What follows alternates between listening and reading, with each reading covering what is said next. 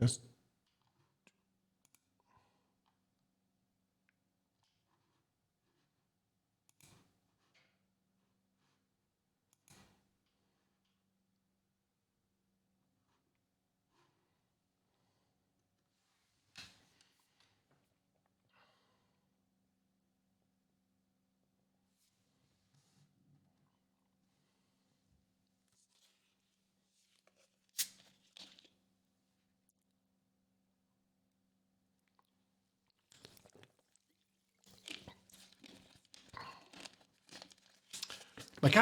mechanics. Okay, I had to pause and wait there because even though we're streaming to YouTube and Facebook, and the little, here the camera is, YouTube and Facebook, Twitch takes its sweet time, and I've to start sending the signal. And I've determined for the first 3 Pathfinding live streams videos, the very first word I wanted to say was mechanics. Mechanics for the first one, mechanics for the second one, and mechanics in the next one. After that, I'll be done with that. But there's a reason for that, and that's because I really want to start this venture and just impress upon myself and the live stream and the audience and the future audience that mechanics is going to be one of the key words, key ideas behind everything I talk about and all the presentation that I do. So with that, let me just check something. Check your encoder settings, keyframe interval 8.332, recommended 2. All right, I'll just exit out of that and I'll ask my guy what that means. Okay, so I just want to make sure that I've turned the audio off on the platforms I'm on. Otherwise I'll get, yep, that's Facebook. The audio is off. And yeah, I am live, only it's called, on YouTube it's just called testing. So the title change hasn't gone through, but I'm going to have to learn how to do that. And I'm live on Twitch. It's already muted. So yeah, just a bit of housekeeping. As I start, I have, let me bring up my notes. I've decided to stream in 1440p. That's fine for Facebook because it will just downgrade it to whatever it can handle, which is 1080p, or rather whatever it wants to allow, which is maximum 1080p. And I'm live streaming on YouTube at 1440p. Okay, YouTube is the big daddy of video and even, I guess, even live streaming. So it's quite scalable. The user can scale it down if their bandwidth can't handle it. And I'm live streaming on Twitch on 1440p. I want to see how that goes because Twitch, unless I'm a partner or something like that, Twitch will not allow the viewers to go into that little cog button and say, look, you know what, I don't want to use that bandwidth, or my little computer or phone can't handle 1440p, so I want to downgrade it. So yeah, let's see how that works out. And I'm not even sure if it will let you do it when you're offline, but just not live. But anyway, most of my views for my first one last week came when I was offline. With that out of the way, let me just say welcome to Pathfinding. I'm Peter. I'm just looking at my notes here. And also, if I lean a bit when I'm talking, it's because I like talking directly into the camera. And I've got 3 monitors, but the main monitor is right behind the camera. So I've got this camera post on the monitor blocking part of my view of the things I'm going to be illustrating. So yeah, welcome to Pathfinding. And as I say, I'm Peter, British guy, living in north of England. And yeah, I thought maybe I would start out by showing you guys where we stream. So let me just go to, you know what, I'll do the small side face view. Put that down there. So as you can see here, yes, bit delayed. As you can see here, we stream on Facebook. We don't really have, well, I say we, I mean I, don't really have any social media. I'm not sure I even want to do Twitter and all that kind of stuff. So Facebook, YouTube, and Twitch. All right, it's getting a bit too infinite on there, isn't it? So I'll just leave that. So yeah, on Facebook, YouTube, and Twitch, I'm going to be streaming. And I'm going to be, let me go back to full front. I'm going to be streaming initially once a week. So I've decided to stream at 7 p.m. on Tuesdays every week. If it goes well, I've got a lot of content, maybe 50 or 60 or more talks to give. So if it goes well, I might add another day of the week. But for now, to start with, while I'm dealing with learning all the tech and all the other stuff, I think a week to prepare stuff and then streaming every Tuesday at 7 p.m. is a good time. You don't want it on the weekend because people are out partying. Same with Friday evening. Monday, people are a bit maybe tired from first day back at work. Tuesday, I think it's a good day. Hopefully the talks will be inspiring and give them something to, some energy for the rest of the work week. So, yeah. So yeah, let me just go straight into talking about what is pathfinding. I was going to call this talk Introduction to Pathfinding, but I guess what is pathfinding is also a pretty good title. In the first stream I did about a week ago, it was more of a hello. So I did cover some grounds about the kind of things I'm going to be talking about. It's not really just what I'm going to be talking about. It's who is pathfinding for, and in a way, who am I? If pathfinding is going to be successful at all in presenting tools for life that we can use for life, then I think I'm going to have to quite often refer to the struggles in learning that I had myself. So it's going to have to be a bit personal. Today, when I was preparing for the stream, I was thinking about a metaphor, and this idea came to me. I thought about when I was young, what lessons would I like to have learned? If I could go back, I'm in my 50s now, if I could go back and teach myself, what tools could I give myself? And that's basically what pathfinding is going to be, really. It's going to be tools that we can use. It's going to cover science and biology and basically everything, ontology, philosophy, metaphysics, spirituality. And I think even those people who are not interested in spirituality, don't believe in God, don't even want to talk about religious or godly things, that's fine as well, because one of the other themes of pathfinding is everything in it has to be true, even on an atheist point of view, somebody who doesn't believe in God. So the tools that I want to talk about, that I want to give, I've learned from other places and developed myself. They should be able to be put into action, whether somebody believes in God or not. I happen to believe in God, so I happen to believe there's a holistic principle behind everything. At the core of what we say, spiritual principles or theology, I think the exact same principles behind the physical world and naturalistic things. So I'll be jumping in the examples and metaphors I give, and between one and the other. And if people also believe in God, they can learn from both sides. But if they don't, I think almost everything I have to say in these talks will still be useful. So the metaphor that I came up with is when I was younger, I was learning about life. I had a difficult past life, not much of a family, so you don't get nurtured in natural, almost unconscious development just through being part of a family. So you grow up into your teens and early 20s with a lot of things missing, a lot of tools that you don't have for life, and a lot of lack of development as well, and not only not having the knowledge how to fix that problem, lack of development, but not even understanding that you have the problem. Or if you're even aware of something not quite working internally, not really knowing what it is. And so when I was younger in my 20s, I was a bit of a tearaway in my teens, and I was a punk, and I got in trouble with the police, that kind of stuff. Nothing too horrible, but in my 20s, late teens, 20s, I became a Christian, and then I started thinking about self-development, spiritual development, but also psychological stuff and just general life skills. And naturally, I looked at elders for guidance, going to church or going to talks or philosophy groups, that kind of thing. And one thing I experienced was people would often tell you what's a good way to live and a not good way to live, so what to do and what not to do.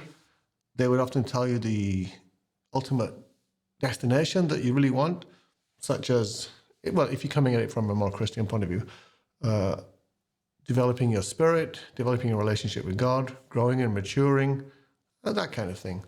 And so, you would get advice about what to do, what not to do, what your ultimate destination is. And so I thought of the metaphor of somebody who wants to climb a mountain, because really that's what life's like, isn't it?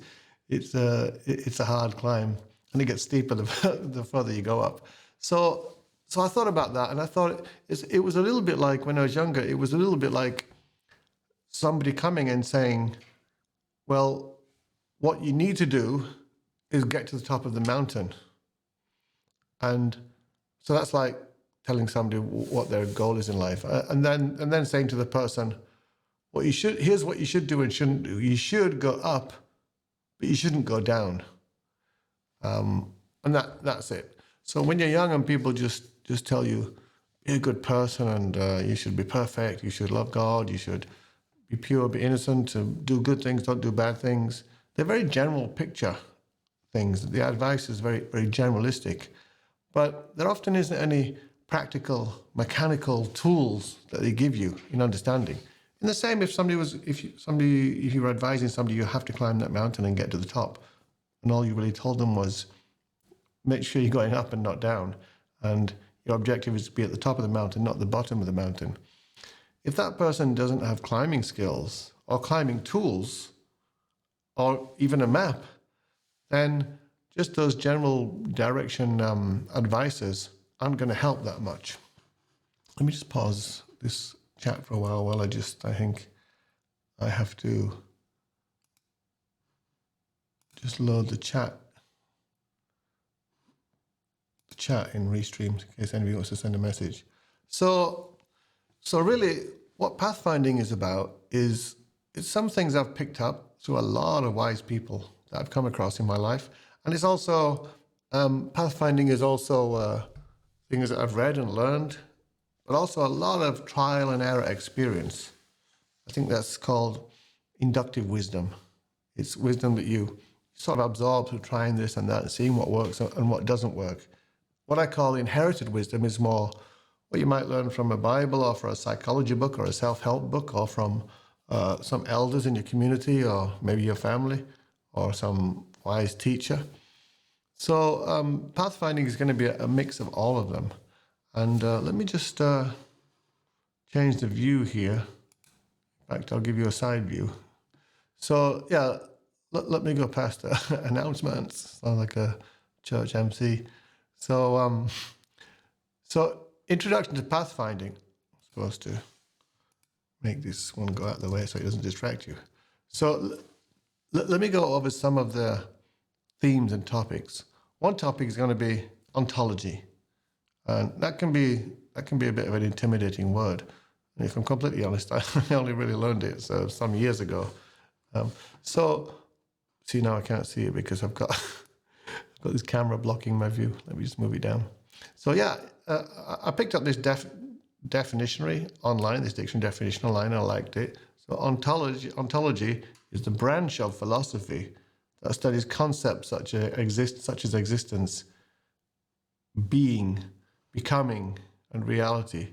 It sounds almost like personal development, doesn't it? But it includes the question of how entities are grouped into basic categories, and which of these entities exist on the most fundamental level.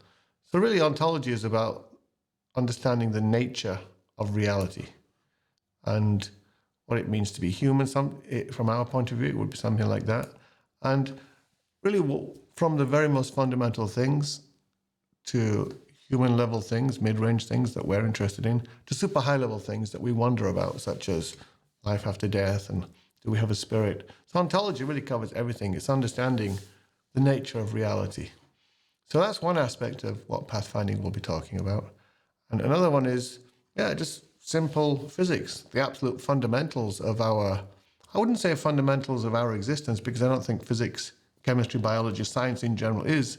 I think we have a soul, an eternal mind. But again, if somebody doesn't believe that, then you can just take this as the starting point, the fundamentals. So physics, chemistry, and biology, especially physics and chemistry, is the fundamentals of everything that we experience in the material world, everything that we are, But there's even going to be some interesting talks about that. Maybe I can give a mini preview there. One talk I'll be giving is, I think it will be called just Matter Doesn't Exist. We think of everything as being made up of matter and matter itself. There's two states, matter and energy. But anyway, so the thesis of that talk will be that matter is just really our perception. And there is just energy, really. So, but we will delve into physics, chemistry, and biology. I'm not a scientist. I'm not even super educated. But I've been around a lot of people who are on science and struggled through conversations with them and learned enough that I can find some fascinating aspects about them. And it's really important to understand the fundamentals of our existence, of material existence, in order to understand higher level things. We'll be referring back to the scientific world and the natural world, even if we're talking about deep, complicated things. And then there's evolution. Again, evolution is change in the heritable characteristics of biological populations over successive generations. That's about what it is, evolution. There's most people have a narrow understanding of evolution. They think evolution is just about different animals fight each other. The ones who survive with the better characteristics get to pass on those characteristics to future generations. And so the world that we see around us is all those animals, all plants that have characteristics that won out, or either over their rivals in the same species or other species, or over the environment. But there is actually more to evolution than that, and we will go into that also. Next is anthropology. Let me scroll it down so I can see it better. So, anthropology is an interesting one. When you think of that word anthropology, you sort of imagine some dusty grey old professor in a lab or digging out in the countryside and finding bones and studying them. But it's actually quite fascinating. So, oh gosh, it's hard to read. So, anthropology is the study of what makes us human. Anthropologists take a broad approach to understanding many different aspects of the human experience, which we call holism. To be honest, I'm not familiar with that word. I would have expected it to begin with a W, like holism. They consider the past through archaeology to see how human groups lived hundreds or even thousands of years ago and what was important to them. Really, we're the product of how human beings lived throughout the millennia. And so it helps us to understand that when human beings, for example, when human beings lived in tribes, mostly of between 20 and 100, because at that time, when there was no agrarian culture, they couldn't really sustain themselves in bigger groups. When human beings lived in those tribes, they developed social skill sets of dealing with things. And we see this coming out a lot now, because we basically have social media, which is very worrying to people, because people feel the glare of tens of millions or billions of people on them. But we're really, and so they care sometimes more about what strangers they'll never meet think, but we're really not involved. We're not evolved to live like that. We're evolved to care about what people think, who we have relationships with, or at least who we rely on for survival. And so understanding anthropology is a great way to understand the human condition and to understand ourselves and how we react when we're around other human beings. And the more we understand that, the more we can be in charge of our self-development. The more we can find our path. Pathfinding, see, get it? So next is psychology. Yeah, psychology is obviously a fascinating one. That's why Jordan Peterson has become like the messiah of understanding human nature. And he's basically the person that's really revitalized people's passion for science and psychology. And they can see how psychology, because Jordan Peterson talks about everything, every topic just about. And that's because everything we're really interested in revolves around people. If you look at any newspaper, or if you look at any news website, it's almost never about things. And even if it is, there's always people involved. It's just people. Every picture and every story is just pictures of people. We're obsessed with people, aren't we? So, yeah, and that's because people are fascinating. People are the most fascinating thing we know. So psychology is really, let's read it. Psychology is a study of the mind and behavior. This includes the structure and function of the brain, as well as the brain software. I wrote that. As well as the brain software, the mind, some of which is hardwired. So yeah, this wasn't taken as a dictionary definition. The first sentence was, psychology is the study of the mind and behavior, but I felt like it needed some embellishment. So I wrote, this includes the structure and function of the brain, as well as the brain software, which is the mind, some of which is hardwired. We're born with it, and it basically rules us, even though we can fight against it a little bit and decide otherwise. Some of it's which is hardwired, some socially programmed, and some behaviorally ingrained. What I mean by that is we're hardwired to like food. We're hardwired to want sleep. There's lots of things we're hardwired to do. We're hardwired to want human company and interactions. And some of it is socially programmed. I've visited Japan a lot, but I've lived in Korea, I've lived in America, I've lived in the UK, and people look like they're hardwired to think a certain way, but you can tell that it's just the culture they grew up in shaped them in that sense. Yeah, and some of the habits and ways of thinking and behaving we have is just behaviorally ingrained. We behave a certain way over a certain amount of time, and then it becomes habitual. And so, yeah, habit is like, I like to think of a 17th century coach going along a dirt road, you know. The wheels make the rut in the mud as it dries. But then, conversely, the mud itself channels future wheels into that. So we create our own pathways. And that's what rivers do when they carve out pathways as they run down mountains. They initially get attracted to the valleys in the mountains as the water goes down, but then the water itself wears out the land, and then it creates its own pathway. All right, so psychology, understanding psychology is just another tool set. And sometimes people specialize in just one of these subjects that I'm talking about. But in reality, if you specialize in just one and you don't really ever incorporate all the others for context, then you become a bit detached in your understanding. So Pathfinding's ultimate goal is self-development, charting our course in life, finding the best path to being the best version of ourselves. So understanding all of these things is important. Next is sociology.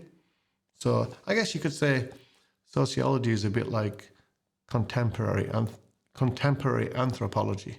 So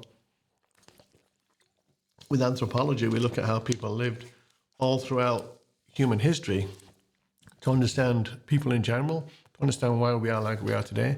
Sociology, we really look at how we behave today. So here it says, sociology is a study of social life, social change, and the social cause and consequences of human behavior. Sociologists investigate the structure of groups, organizations, and societies, and how people react within these contexts. So yeah, sociology is everywhere. Every company that ever sells anything, they engage in sociology in their market research so they can understand how to influence the groups and how to better sell to the groups. Governments, when they do a campaign. So sociology is, it's really like, it's kind of like psychology, but studying the hive mind rather than the individual mind. Next is theology.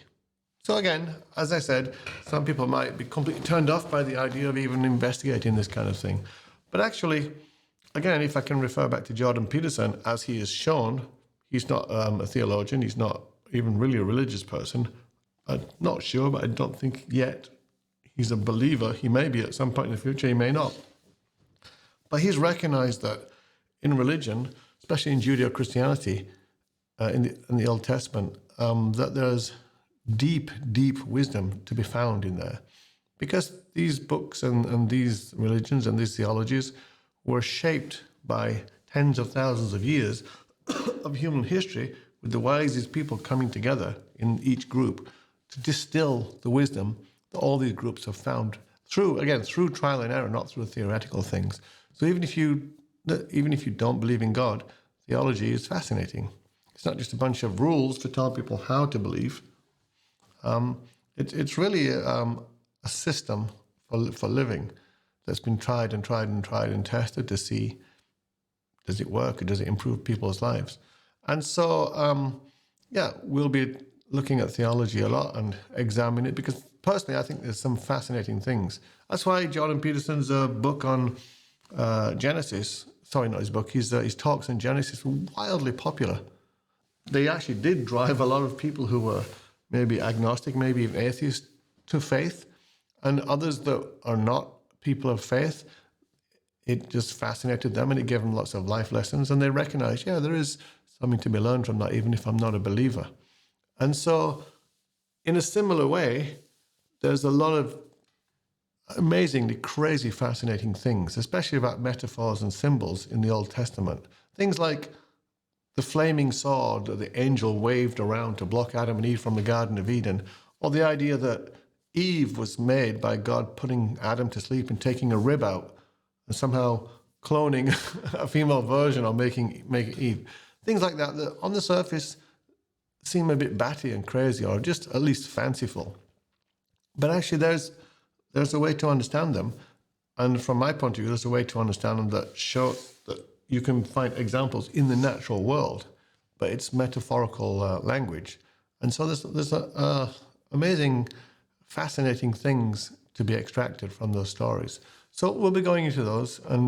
But again, I ask myself before I craft any talk or give any presentation, can all this be explained in mechanical terms? Right? Because I don't believe there's anything that exists, including God himself or herself, that cannot be explained in mechanical terms. Everything has a structure and a function and a way of operating. I mean, look at software.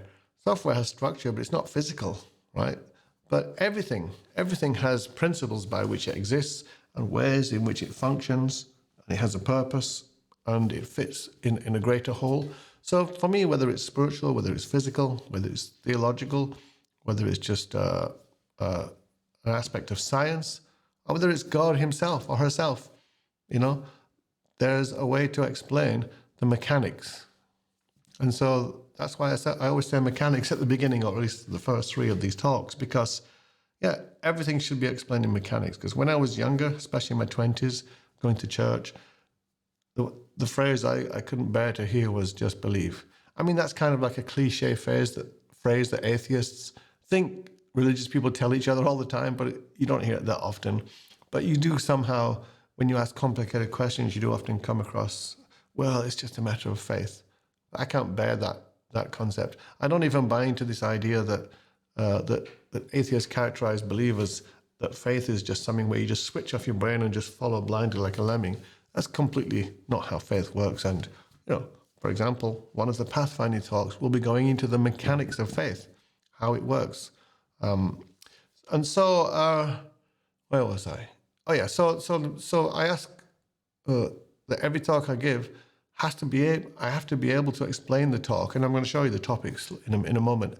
I have to be able to explain the talk in terms of mechanics, right? I'm never going to give a talk and just say, this is true, just believe it, I believe it, so you should believe it, or it's written in the book, we have to believe it. No, I can't bear that kind of stuff, and I could never bear it when I was younger. Even little kids, right? One of the first words they learn after mommy and daddy and no is why, right? And then they're even satisfied with the answer, you always get a follow-up and a follow-up and a follow-up. It's amazing. Human beings were built like that. We want to know why, we want to know the mechanics, we want to know how things work. And when we do, we feel more inspired by them, We feel more hopeful that there's a truth to something when we can be shown the mechanics. So even if I'm talking about theology or spiritual things, I'm always going to try to push the mechanics of it. All right, what's the next? Next is, okay, I think I've gone into this already. It's not really a topic, but it's sort of like a theme of pathfinding. I found, after many years of reading the Old Testament and not understanding it, at some point some light just came on, and I found that there's weirdly scientific things in some of the fantastical, magical things that happen that just seem like, just miracles, or just kind of like Lord of the Rings, Game of Thrones-ish fantastical things that appear in the Bible. But actually, when I looked deeper into them, I found, oh my God, if you boil them down to their core principles, go to the first principles of what we're looking at, it's actually describing profound things in the natural world, or even more than just things, processes. Like, for example, evolution is a process. Your digestive system is a process. And so a lot of these seemingly weird, even apocalyptic or just magical things in the Bible, when you stop thinking about them in terms of just poetry or just magic and look at what are they actually describing, it's crazy. It's crazy how they describe things that are deeply complex things from the natural world that we've taken millennia to try to uncover. So I'll be looking at some of those things. I mean, for example, when you hear that Moses went up to the mountain and he encountered a burning bush and the flames didn't consume the branches or the leaves of the bush, and God spoke to Moses through an angel through the burning bush, yeah, it does sound like some miraculous Bible fairy story stuff. So I'll talk about that, and then I'll just break it down in what I think is, in a way that shows you a beautiful process to it that you can also identify in the natural world. So yeah, I think that when God did do those things, or when God inspired people to write those things, there was almost not coded messages, but there was a deep meaning to them that we can extract. And all right, so what's next? Metaphysics. All right, words like metaphysics and supernatural are words that most people don't understand. It's not because, I mean, I didn't understand them for decades. It's because they often get used in a weird context. So what does it say here? Metaphysics is the branch of philosophy that studies the first principles of being. Let me just pause it there for a second. So when it says it's a branch of philosophy, often there's a bit of a war between scientists and philosophers, and they're different disciplines. Scientists have a little bit of an edge, an example, because they've got substantial things on some things they can do empirical tests, and so they can develop a theory, but then quite often they can test it and see if it's a viable theory, and if not, it gets abandoned.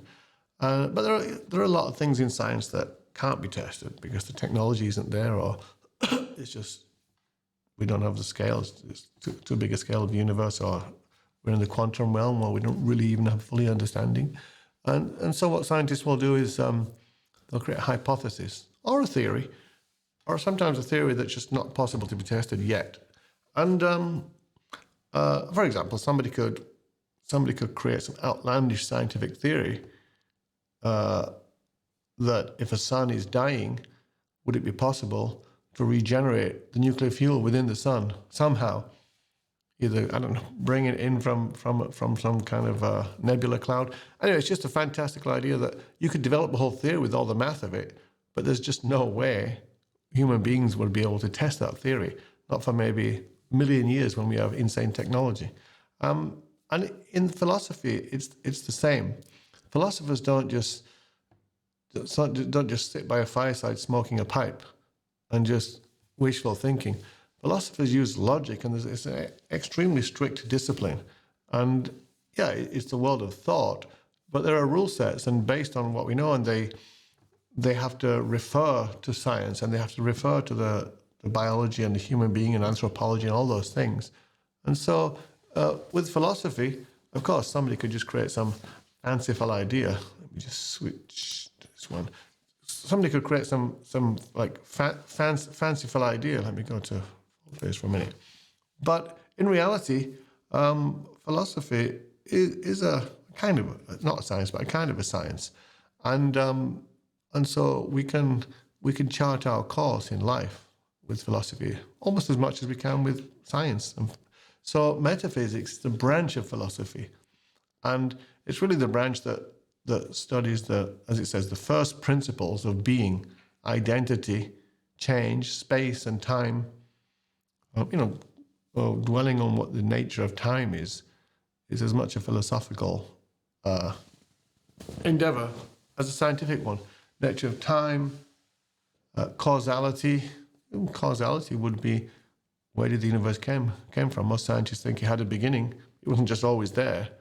And the Kalam cosmological argument says everything that has a beginning must have a cause. So metaphysics and philosophy would maybe discuss that. Is that true? Is it true that everything that has a beginning must have a cause? We know that's true for us. We were all born and we had a cause. Our parents made love, frankly, and that resulted in impregnation and carried to term, and then we were born. And every TV that we have, every computer monitor, this keyboard, it all had a cause. So the universe began to exist. So the Kalam cosmological argument says it must have had a cause. And then the discussion would go into, was that cause a personal being, like an all-powerful God, or if you don't want to use the word God, a being, or did it just happen without any cause? That would be metaphysics, and that would be part of philosophy. And so also metaphysics includes questions about the nature of consciousness and the relationship between mind and matter. I'm really interested in that, and I have a whole talk about it called Matter Doesn't Exist. And so, yeah, metaphysics is a super important part of pathfinding. I won't just talk about one of these topics at a time. Any talk I give will probably involve all of them. Right, what's next? Spirituality. Okay, now I'm probably going to be starting to leave behind some of the people that are not really into the spiritual religious stuff. But as I said, everything I talk about should have a mechanics to it. So even if somebody doesn't believe we have a spirit, or doesn't believe that God exists, or we continue after death, then it's my job to make it interesting nevertheless, and give them something to think about. So yeah, spirituality, beyond physics, psychology, sociology, and even beyond theology.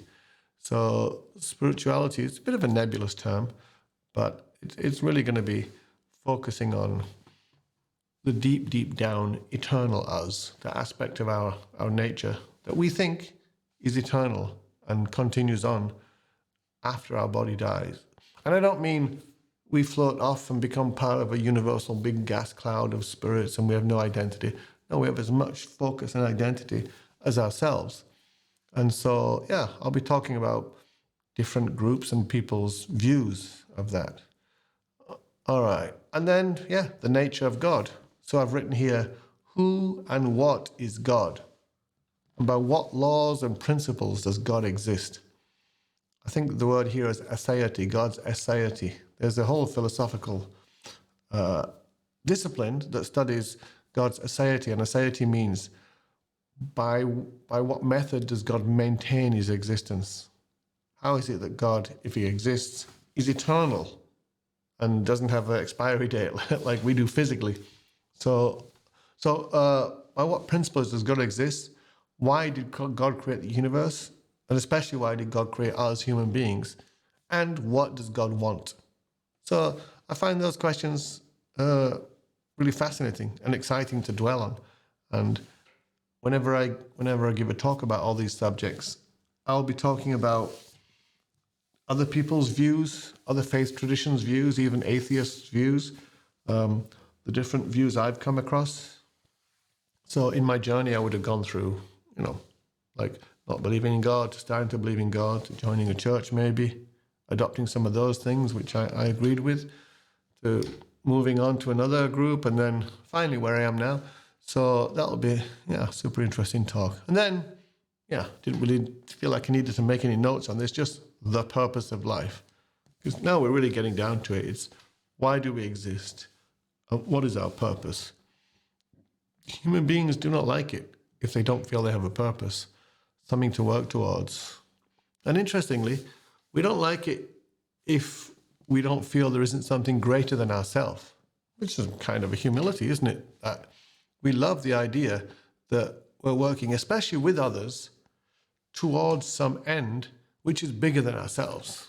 People have done it all throughout history. They're even willing to die for such things. Even evil people, wanting to oppress others and exterminate others.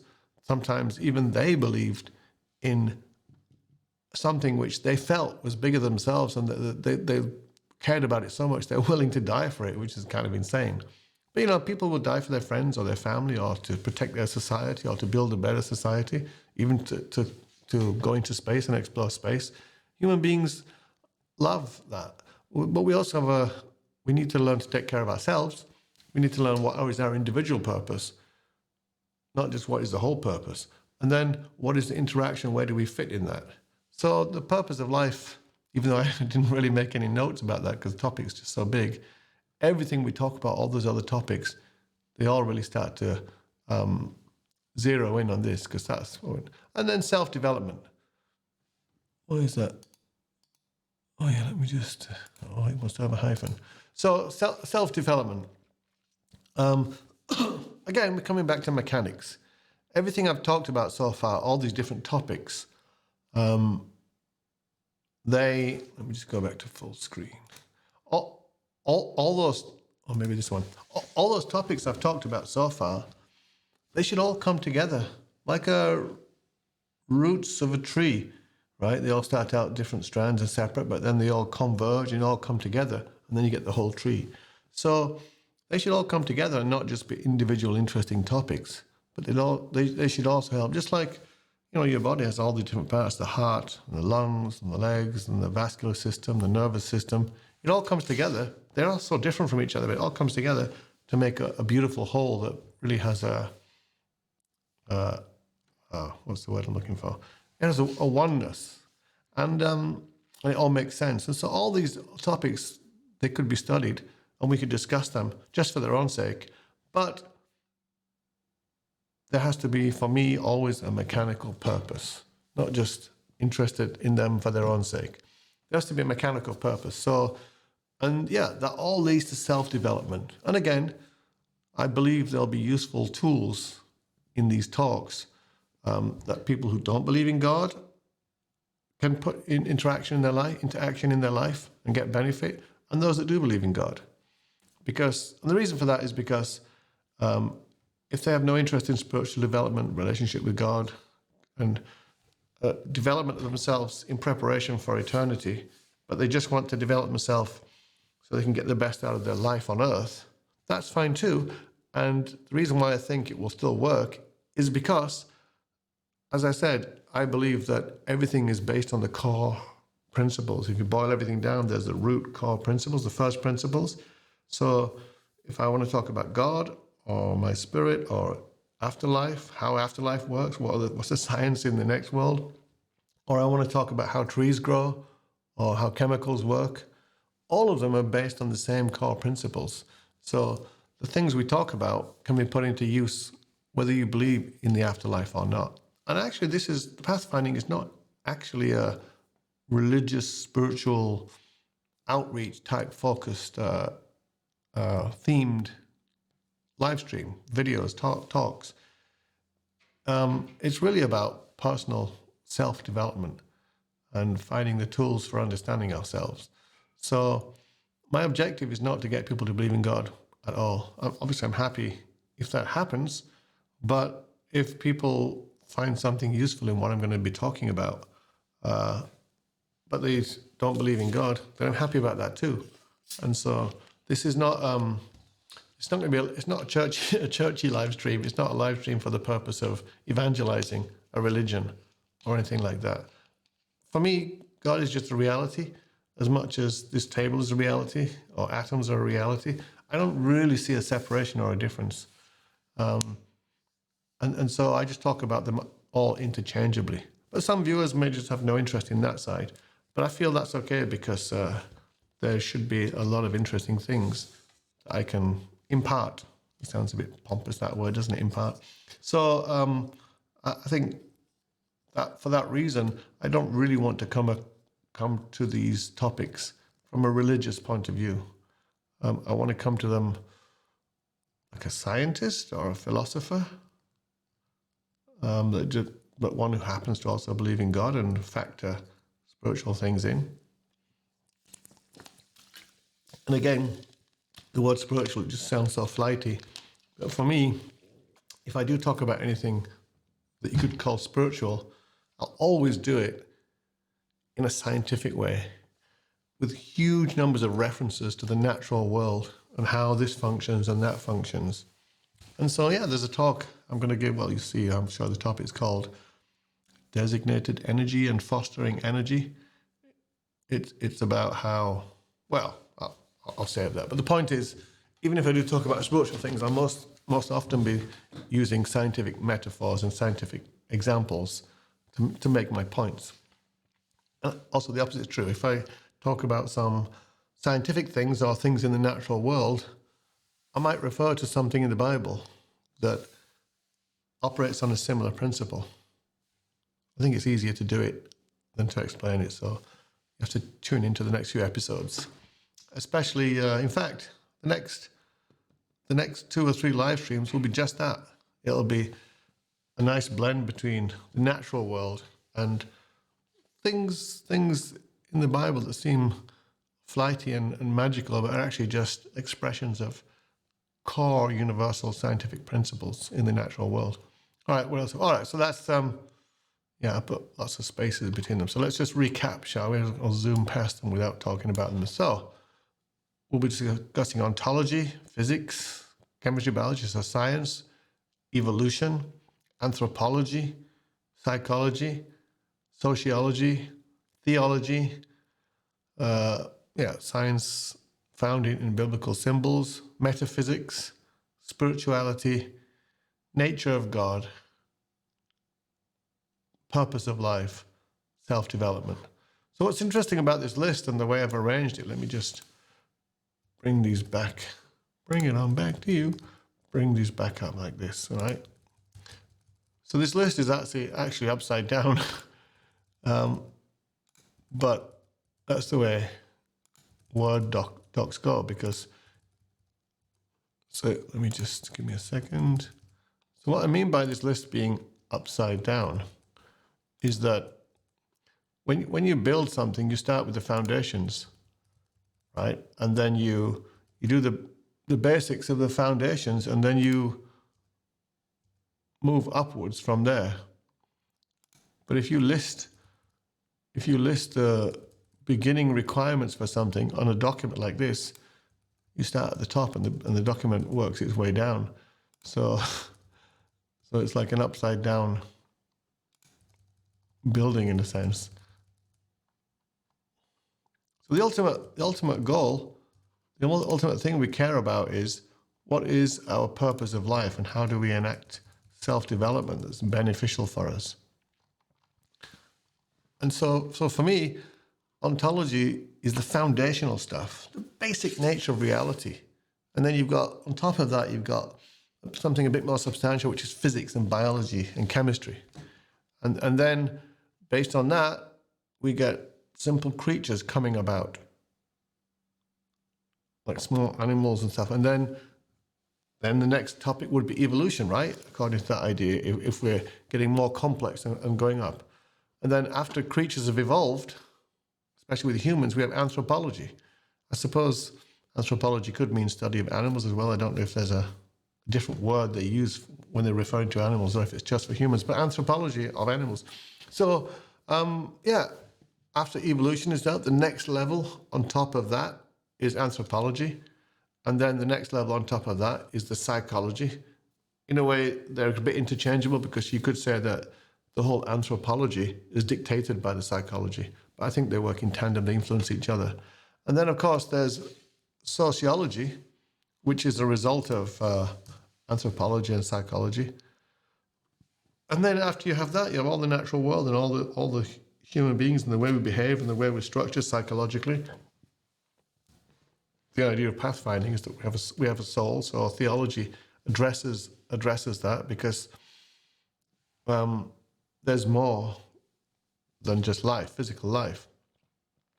And then metaphysics is a little bit beyond theology, because theology is a little bit more like the codified rule sets of religious living, whereas metaphysics is a bit looser, and it's not so partisan, or what's the word? It doesn't ascribe to any particular religion. And then spirituality, which is the general term for our eternal self. And then there's, obviously, we're interested in the nature of God. But so interestingly, it's not actually a list that's just vertical, it's more of a circle. Because ideally, when you get all the way to the top of the list and you get the nature of God, who is the one that generates all the most fundamental ontological things that even even the energy that makes up the fundamental particles of matter, it's God. It's actually a circle. It's actually a cycle even. And then the purpose of life. So the idea is that we dwell on all these things, and then we have hopefully pathfinding will help people to have a deeper understanding. And the reason why every episode in this pathfinding live stream is going to be called Season 0. It was going to be called Season 1, Episode 1, Season 1, Episode 2, and I've got about 50 talks to give. But I'm calling it Episode 0 because I'm actually still exploring them myself. Not just still exploring them, but I mean, I've been exploring and formulating these ideas for 20 years or so. But the presentation will take place live. I mean, now you're seeing me edit just a little word here or there. But every time I give one of these talks, I'll watch it over and I'll think about that phrase could have been more efficient, or that it could have done with this picture for illustration or this video. So it's kind of like a live exploration. I have this phrase I created because I'm writing a children's book. The phrase I created is, every reader is a co-author. What do you think that means? Every reader is a co-author. Well, whenever we read a book, there's so much detail that's not in the book. Descriptions and even weather, all sorts of things. And every person who reads a book, especially a fiction book, they fill in all the gaps and put flesh on the bones, right? Add the culture, and even they supply the emotions when you're reading the book. So really the writer of the book does a certain amount, but the reader does a lot of the heavy lifting. Every reader is a co-author. So I'm hoping that with these pathfinding talks and presentations, I'll be developing them further. So I've got self-contained ideas, and I've got what I think is some fascinating stuff. But hopefully I'll have interaction with viewers, and I'll learn from the viewers as much as they learn from me. And I'll learn from, I guess, is it called the Socratic method of teaching? You can develop ideas and understanding, but it's when you teach them and when you present them that you really formulate the deeper understanding. So yeah, it's the word is agile, isn't it? It's the ongoing, organic, agile process. As you can see by the rudimentary nature of this, not even. See, that's the thing. I forget to show which screen I'm showing sometimes. So yeah, these topics, they start on the foundational things, and there's other fields I'll be addressing as well, but these are the main ones. So I wrote some notes to also add what pathfinding is about. I'll quickly go through those. So yeah, pathfinding has two aspects. It will be for those struggling to develop themselves, which is all of us actually. It's not just because I was struggling for so much time in my life, my teens, 20s, 30s, even 40s, still struggling. But it was especially difficult younger. So, but everybody can always learn more about self-development. But I'll be giving talks that help people to understand the fundamentals of how to live.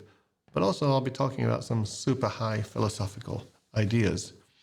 So yeah, we all work in ourselves to a degree. So any stage of person will find the content. So whether people are struggling like I was when I was younger, or whether they're very happy and quite developed and disciplined in their life, I think there'll be something for everybody in there. Let me just move this to a way that I can see it without the camera blocking it. Okay. So yeah, I think it'll be helpful. Pathfinding is going to be helpful for those people that those people who struggle, but fascinating, and even helpful for those people that are not. So I think I've already talked about this. Pathfinding is going to dwell on the fundamentals of reality, also complex things. Mechanics, put that one in bold. I'm gonna hammer that word home constantly. So yeah, because it's really important to me that everything have a mechanical understanding. That's why I like those exploded diagrams. You see a clock, you might not have an idea how a clock works, but then you see those diagrams where it looks like it's just exploded. And you think, oh, there's a cog there and a spring there and the hand goes on that. It helps you to understand how something works when you can see the mechanics of it. It helps you appreciate it more. So so I'll be exploring as I give the talks.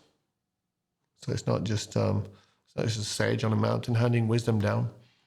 when you do talks like this, you often have lots of realizations. So yeah, I've been over that. It will encompass all these different topics. Yeah. So the reason for this, I stated, I see everything as part of an overall system. I mean, things seem to be separate. Even God, I even think God is part of a whole system, and God operates under the same rules that even things in the physical world does. So yeah, we'll be talking about those. Yeah, I was thinking about this. After you live life for some years, 20s, 30s, 40s, 50s, you learn a lot of life lessons, and you think, oh my God, I wish I knew that when I was younger. I could have charted my life course a lot better. I'll give you one example, right? From a point of view of a person of faith, but it could be applied to something else. I'll give you an example. When I was younger, I was really interested in spiritual development and understanding God, being closer to God, being a better person, all those kind of things. So I thought, naturally, those things are the highest attainable goals, so I should put my energy into pursuing those. And so this could be something like praying a lot, reading the Bible, going and serving my community, being a loving person, sacrificing, fundraising for my church or for some charity, doing those kind of things. And then, so I put a lot of energy into those things, but I sometimes just felt empty and crashed down and didn't feel like I'm developing. And then you might go through ups and downs and periods where you're really feeling righteous energy to do good things and control yourself, and other times when you're just lazy and feeling a bit depressed. And this is kind of, I know it's a fundamental thing, so I feel stupid saying it, but it wasn't until much later when I had some health problems. Basically, my disc in my spine exploded and started cutting through my spinal cord. And somebody said to me something, and it just made me think. And I realized, actually, it's not good to put all your energy into pursuing all the highest lofty goals if it means that you're going to neglect fundamental things like nutrition, sleep pattern, socializing with friends, having relationships with people that really mean something, because that will encourage you and give you a feeling of a reason to live. If you're working for some great charity, for example, and it's solving world hunger, it's such an abstract, big black hole of need that if you neglect family members, or if you neglect close personal friendships because you're sacrificing for the great cause, then actually you're going to wither inside. And so I learned that if I have good nutrition, I'm going to have a much more balanced emotional state of energy. So when I want to do things like focus on praying or being religious or working for charities, those kind of things, I'm going to be much better at that because I've taken care of the foundations. So this is just a kind of an example of, I wish I could have gone back to my 20s idealistic self and just said, there's nothing wrong with taking care of yourself and learning about those things. Because I always had the mentality of like, when you're at church on Sunday, that's church thing, and when you're not in church, but everything is religious in a sense. Religion just means, it's the Latin, it means religious, religio, it's like a ligament, reconnection to God. So, yeah, I wish I would have understood those things, but it took me a lifetime of doing things the wrong way to learn what a better way is. And so a lot of these talks that I will give will be with the idea that they could be of use to somebody who's younger, who's just starting out in life, and maybe, that's inherited wisdom, so they can inherit it from me. And again, I think I said this last time in my other talk. I said, for example, sometimes I might talk about words like ontology, and then I'll explain what the word means. It's not because I think nobody knows, I'm smarty pants, because some of those words I only learned myself fairly recently. It's not because I think nobody knows what those words means. The reason why I will explain them is because I know that some people don't know what they mean. And it helps if you're listening to a talk, if you can just get a quick reminder or explanation about the meaning of a certain word, rather than having to go and look it up later when you've already forgotten the talk or parts of it. So in the same way, I might sometimes talk about really, really, really fundamental basic things. And people who grew up like I did, with no nurturing at all, you'd be shocked how difficult it is in your life to just do things like, even, it might sound really stupid, like brush your teeth every day. You know, if you don't really have pride in yourself or self-love, generating the energy to go and brush your teeth when you just don't care about those kind of things, it's ridiculous. It wasn't until I was 40, that's why you can see I've got a pretty messed up teeth shape. It wasn't until I was 40 that I switched and I started really taking care of my teeth. And it's embarrassing to say that, actually. But the reality is that there are some really fundamental things about life that a lot of people don't know and just struggle to. It's not so much they don't know them, it's they struggle to generate the energy. They struggle to find meaning in them. And if you can't find meaning in them, you can't generate the energy. Energy is an interesting topic, if I can digress for a second. When I use a website that's badly designed, I feel mental pain that I have to click the mouse one or two times more than should be needed. Because if there's a common part of the website that most people would want to go to, but the button's not there on the front page, you have to click through to 2 or 3 other pages to get to that. You feel it's ridiculous. Why can't they just put the button there? And then you think, well, what am I complaining about? That I used the energy to do this twice because of bad design, and that's such a massive loss? Well, actually it is, because it's not so much about, we human beings, we don't care. Let me go back and chatting away. Human beings, we don't actually care about how much energy we use. That's not what bothers us. It's not even what tires us out. I mean, you can get two friends that could talk for 10 hours and they feel energized after 10 hours of chatting. It's not how much energy we use that bothers us or that tires us out. I should look at the camera that's on, shouldn't I? It's actually if the energy was wasted or not. If we use energy and we feel there's going to be a return on that energy, I've spent some energy, whether it's a lot or a little, but it was well spent and there's going to be a return on it, then we don't feel tired from it. We feel inspired, actually.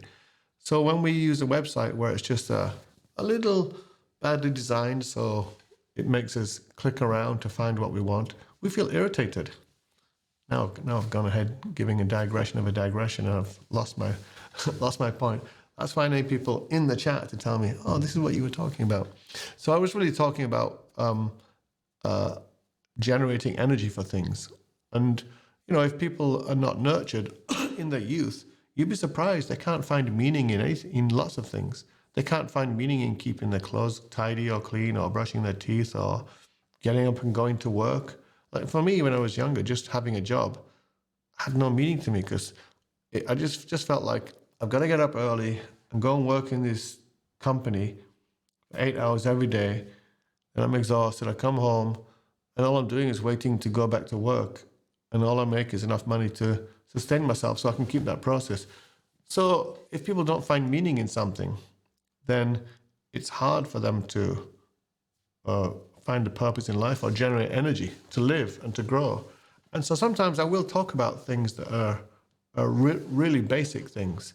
And the people who are quite developed in that area, they might just feel this is silly, it's of kindergarten stuff. But actually, there's a lot of people like me who struggle. And even if I do talk about sometimes when I go from like super high level concept things to really basic things, when I do talk about those basic things, I will actually use examples just like I did with the website and how we get tired from wasting energy, not from using energy. It's quite fascinating, isn't it? And so even if it's something that some viewers might feel, well, I don't have a problem with that, I'm already way past that level, that's great. But often we can learn things in life and not really understand them, not understand how we learn them or how they work. So I think there'll be something interesting for even people that some of the topics don't apply to. So yeah, that's one of the themes of pathfinding. It's what would be useful to myself 30 years ago, for example, or 40 years ago, if I could have gone and explained about that. Yeah, I can't do that. So, but I can apply it to myself. So if I imagine myself in 20 years coming back and explaining those things. That's a bit complicated, but yeah. So I can apply it to myself now, and hopefully somebody will watch some of these talks when I really start getting into the stuff, and be able to take these tools and use them in life, and improve their lives or accelerate faster in their development. And yeah, this might also come up as a talk. There's an idea. I used to think technique amplifies power. Here's another interesting kind of a metaphysical concept. You know, if you want to do something and it's too difficult physically, but you use a technique, it's easier. I was in Korea learning martial arts in the early 90s, and I was fascinated by the martial arts teacher. He was an old Korean guy, very small, but he could take guys and he could throw them over his hip with ease. And I was a young guy, 27 years old, and I tried it on a guy that's not that heavy, and I basically fell on the ground. They just collapsed in a heap.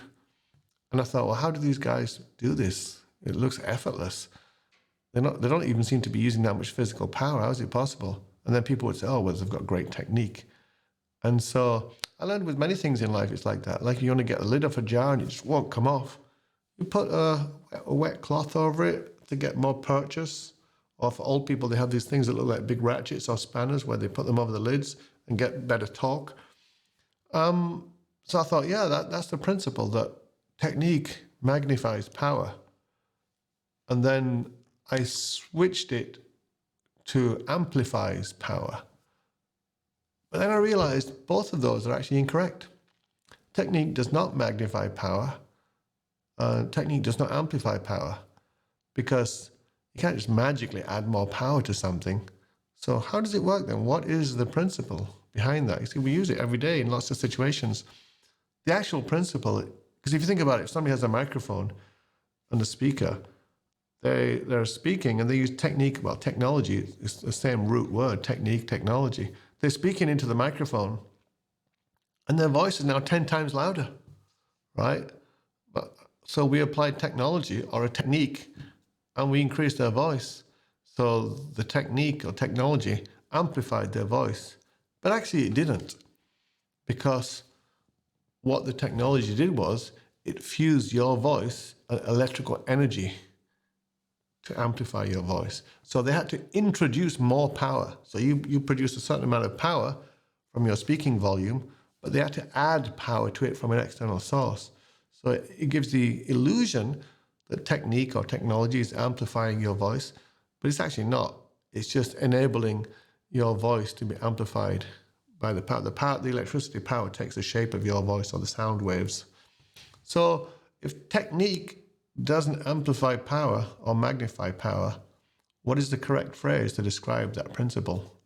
And what I realized was, after about a year of thinking about that, I realized this is the correct way to describe it. Technique optimizes power. Technique optimizes power. So when we try to do something, like let's say, get a jar, a lid off a jar that won't come off, and we put some ratchet on it, or we put some cloth on it or something, we can use the same power, or we can even use less power, but the technique we use optimizes that power, so it comes off easy. But there's a theoretical limit to how much you can optimize it. And then once I realized that, one day I found myself, I don't know, maybe I just come across a lot of jars that have lids that are difficult to get off, but one day I found myself relying too much on technique. And I was trying to get a lid off a jar, and even with the cloth over it, it just wouldn't come off. And I was thinking, oh my God, even with this technique, I can't get this flipping lid off the jar. And then it just hit me. Because I was relying too much on technique, I was forgetting to add enough power. So I used the same technique, and I just tried harder. And sometimes that's ways we think we can't do something, and then we just think, just try harder. So I just try harder, and then with the technique and the effort, it came off. So sometimes you can get seduced by the concept of technique optimizing power, and then just relying on technique alone. If the technique's refined to a super high degree, it's almost like the amount of power you need to do something is less and less and less. But it can never happen so that you never need any power. You reach zero. You might optimize the technique to such a degree, it's insane, and the power is almost imperceptible that you need. But you'll always need some, no matter how small it is. Anyway, so I'm just explaining that because it's the kind of things we'll be talking about in Pathfinding. But then taking those principles, making them clear, and seeing how they apply to our lives. All right, let's see. Let's jump back to this and read this because we're going to finish soon. So there's physics. Yeah, so it's like teaching my past self. Explains how we are thinking of the content of this channel is what I would tell my. I've just been through that.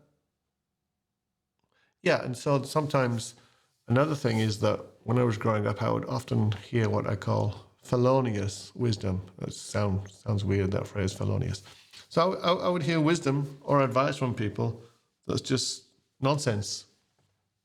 And so pathfinding, I won't go into examples now because the stream's been quite long, it's 1 hour and 11 minutes. So pathfinding will be taking a look at some of these ideas that people pass around and this wisdom that people pass around about the best way to live. And just asking the question, is this true or is it just something that sounds noble and so people just say it? Or is it even actually harmful? So I'll be looking at those. Okay, then there's this there. If the precepts of religions in general and Judeo-Christianity in particular are true, then they should, does that say should, yeah? They should be able to be expressed in non-religious, non-theological ways and make sense. I honestly believe that. Any precepts from my experience is Judeo-Christianity, any precepts in those, if they are true, we should be able to express them in non-religious ways, in anthropological ways or psychological ways. Here's a great example that I love. There's a poem, I can't remember who it's from, I have to look it up. Well, it's not a poem, sorry, it's a phrase by some philosopher. And it uses the phrase, nature red in tooth and claw. It might be a poem, but it's referring to how just brutal and nature is. And then there's a fellow, I've been meaning to look up his name so I can put it in a quote, and I will. He's some philosopher. He made the statement, animals live by the law of nature, red in tooth and claw, but human beings live by another law. It's not really a poem, maybe that was supposed to be a poem. That wasn't supposed to rhyme, but so his idea is that in the animal kingdom, animals just brutalize each other, murder each other, eat each other, and enslave each other, and they don't care. Their survival is the paramount importance, and they don't care about other animals. Whereas human beings, we have learned, at least we're like that. Obviously, we have an animal side. Human beings, we have learned to take care of each other, even people that we're not necessarily related to or don't care about. I keep looking at the wrong camera, don't I? Let me just go back then. So his idea is that human beings live according to a different law, and I suppose he means a higher law. Maybe he means different law, but actually, I thought about it and I realized we actually live by the exact same law, survival of the fittest. Human beings, even the most noble human being lives by that same law. In fact, Christianity sort of introduced the idea of the strong serving the weak, the victim loving the enemy, those kind of things. And they really do seem to be a different law from the animal kingdom. The Roman philosophy was might is right. If you can defeat somebody and invade them and enslave them, that means it's okay to do it by the very fact that you can do it. And so the Christian nature of love and forgiveness and patience, patience is not just a Christian. Love and loving your enemy, the strong serving the weak, those were kind of revolutionary ideas. But actually, they're the exact same laws of nature of survival of the fittest. So how is that possible? They sound like the opposite. But they're the same because, for example, it takes strength to apologize, or it takes strength to admit you're wrong, or it takes strength to be humble, when your pride is trying to control you. It takes strength to be tolerant in situations where you should be tolerant. All those things take strength. And human beings that can cooperate in their societies, human beings that can, for example, if you have a society of people that can't overcome their desire to steal or kill or rape, they're enslaved by their own base animal passions. They're not strong, they're weak people. Whereas people that can feel all those different passions and wild impulses we have, but we can temper them and control them, and that's actually strength, isn't it? So a society of people that take care of each other and give way in traffic, or don't take out revenge when something's bad done to them, let the courts deal with it, all those kind of things, that we are higher level in our behavior than the animal kingdom. But it's not a different law, it's the exact same law. It's survival of the fittest. Those societies survive and thrive because they have that inner strength. And they have the inner strength and the wisdom to do what's good on the whole for society and even for your own life. So, yeah, so I will be talking about those things as well. And so that's the idea. If the precepts of religion and faith are true, I should be able to explain them just as I did, right? I linked the Christian way of thinking about forgiving your enemy and strong serving the weak rather than the way around. And then I linked it into how that evolves out of natural law, and it's the same law. So that's the pathfinding way. Yeah, and also any ideas that I have that you think are useful or that are wise, they're not going to come from some sage on high on a mountain or from somebody who's perfect or highly developed or some saintly person. Quite the opposite. I've been struggling all my life to develop myself personally, and most of the time failing. But I've always been somebody who self-observes or wants to learn about everything, how everything works. So even when I've failed, made mistakes, just a little bit of wisdom is gained. And so I feel like it's all come together now, and I can offer it. So it's going to be messy. I mean, I'm not going to be like some perfect person who's all serene and wise and just telling the underlings how to live spiritually and how to be better people. I'm going to be somebody who's got all the scars and is still fighting, to be honest, still struggling. And so maybe that's going to be more engaging because I'll tell some funny stories and some horror stories about my life and some things that behavior I'm ashamed of and some things I'm proud of. And so it'll be down and dirty, sleeves rolled up version of guidance about what a good way to live is and what a good way to understand life is. And of course, I also won't be like a know-it-all who knows absolutely everything. There's massive, massive gaps in my knowledge. And so the idea is that what I have learned, I can talk about, and people can take that and use it and separate the message from the messenger. Because if I do inspire somebody with a talk that helps them a little bit, the tendency, especially with online type people, is to start to be a fan of those. I'm not looking to get any fans at all. I want people to separate the baby from the bathwater. I'm the bathwater. The baby is any kind of wise advice I can give. So focus on the baby, not the bathwater. All right, so almost finished. Next is be open in the understanding these talks. Yeah.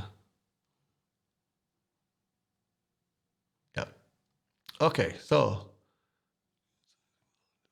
yeah, I think I've just been through that. So now I'm going to show the topics. Let me just go to that one again and then make this a bit bigger. So I took a screenshot of the Google Sheets where I've listed all the topics. There's a couple of replicated here. There's about 50 or 60 here, but there's a lot more, and I'll probably be adding some. I'll just go through a few of them quickly then. Maybe I can big this up so it's just a bit nicer to look at. Yeah. All right. So I'll turn my camera. So basically, pathfinding overview, that's what I'm doing now. Then the foundational principle of reality. So that's going to be my very next talk. And it's going to be about trees. So there's that. You probably thought I was going to be talking about some theological, spiritual principles or about God. No, I'm going to be talking about the foundational principle of reality, or what I think is. And it's really going to be about the structure and function of trees. It's going to have some wild, wild stuff in it and some quite out there theories of mine. But hey, I'll let you be the judge. People subscribe or keep watching, then there was something in it for them. But it's going to be a longish talk, maybe an hour or so, about trees, how tree structure is in everything we see, from the biggest things in the universe to the smallest things to our biology, and how the trees function, just how fascinating that is. And the Bible's just full of metaphors of trees. And so I'm going to be linking the reason for that. And I was going to call this talk, God is a Tree, or You Are a Tree. I might do that in a segment. But anyway, so that's what the talk is going to be. And then the next talk, or what is the Logos, is, in the Bible it talks about, New Testament talks about the Logos, the Word. And Jesus was made through the Word. I disagree with that. So I'll be talking about what that means. Here's a preview. It really means the principle by which God created everything. Or if you don't believe in God, the principle by which everything exists. I'll be talking about, another talk is the tree of life and tree of knowledge of good and evil. Of course, those are Garden of Eden images from the book of Genesis. And there's lots of different people, including Jordan Peterson has given a talk about them, who have their view of them. So I'll be talking about what their views are, and then what my past view was based on my theological understanding, and then what I think is a new and unique take on this. And here's another preview. It's not a religious talk, in the sense that it's not just religious. Pathfinding is about the bigger picture that encompasses religion and spirituality and the physical world and everything. So the tree of knowledge of good and evil and the tree of life, they're not actual trees. They're not metaphors for something poetic.